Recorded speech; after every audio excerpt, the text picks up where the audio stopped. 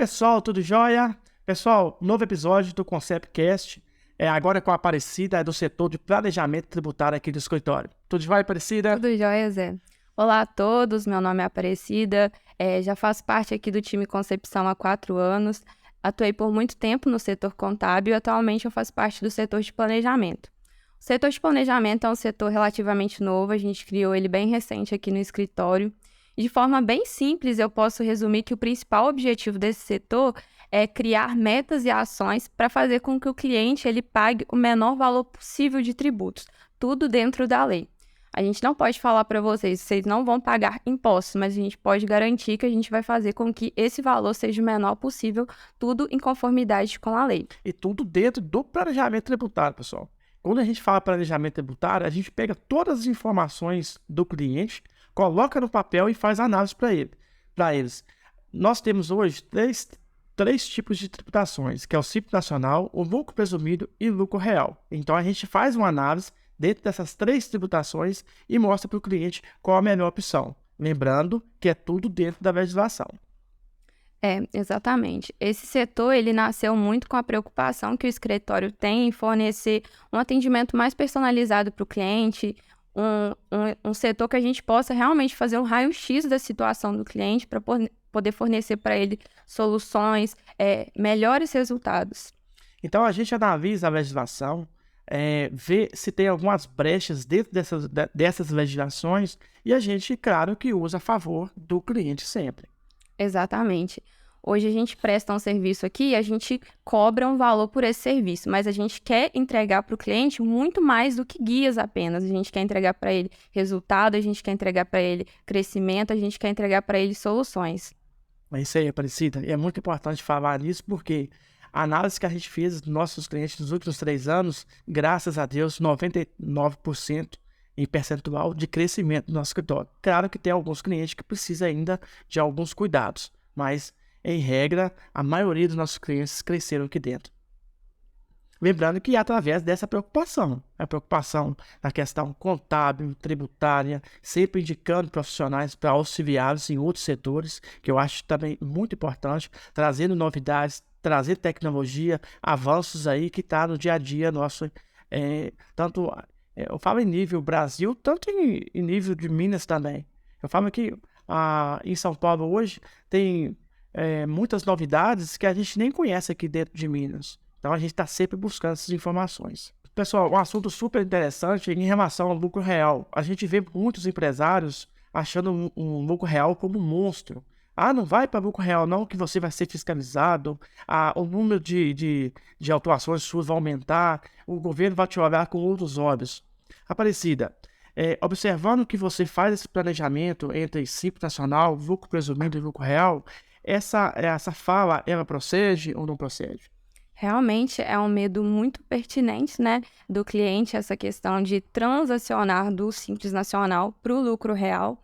Realmente as obrigações elas aumentam, mas não é necessariamente um bicho de 7 cabeças. A gente justamente está aqui para facilitar o máximo possível para o cliente. Então, às vezes, a gente até pega cliente com esse receio de aumentar seu faturamento, então ele limita seu crescimento por esse medo de ir para o lucro real. Mas dentro do lucro real tem muitas possibilidades de redução de tributos. A gente consegue fazer um planejamento em que tem benefícios fiscais, que tem incentivos fiscais, e existem vários exemplos que a gente pode citar aqui mesmo. Por exemplo, quando uma empresa, um mercado, vai passar do Simples Nacional para o lucro real, tem o seu estoque, ele passa a ter direito ao crédito de PIS e COFINS. E de CMS também. Exatamente. Então, tem muitas questões que têm que ser analisadas. Eu já ouvi a frase que, às vezes, o maior imposto que a gente pode pagar é o imposto da ignorância. Então, empresário, não tenha medo do lucro real. Às vezes, o lucro real pode ser uma grande oportunidade para o seu crescimento. Se você limita seu crescimento para não mudar de faixa, não aumentar seu faturamento, sair do Simples Nacional para ir para o lucro real, às vezes você está perdendo em competitividade também, porque o seu concorrente ele vai estar crescendo. Então, isso não pode ser um limitador para o seu crescimento. E em relação à fiscalização, pessoal, você coloca uma empresa do Simples Nacional e uma empresa do lucro real, proporcionalmente falando, a empresa do lucro real está muito mais organizada do que a Simples Nacional. Então, ao meu ver, e eu vou questionar também até a Aparecida nesse sentido, a do lucro real, no meu ponto de vista, ela vai ser menos fiscalizada do que o Simples Nacional, porque na lucro real você está entregando todas as obrigações, você está fazendo 100%. Então, para que eu vou fiscalizar uma empresa que está me entregando 100%? É isso mesmo, Aparecida? Exatamente, por já ser uma exigência do lucro real ter que atender todos esses quesitos, então já é normal que no dia a dia a gente já preste contas para o fisco de todas as obrigações. Então, assim, a chance de ter uma fiscalização pode ser realmente menor e caso tenha, você já vai ter todas as documentações na palma da sua mão, porque a gente já entrega ela mensalmente. E a importância desse setor, pessoal, do planejamento, porque a gente faz a prevenção. O que é? A gente consegue entregar para o cliente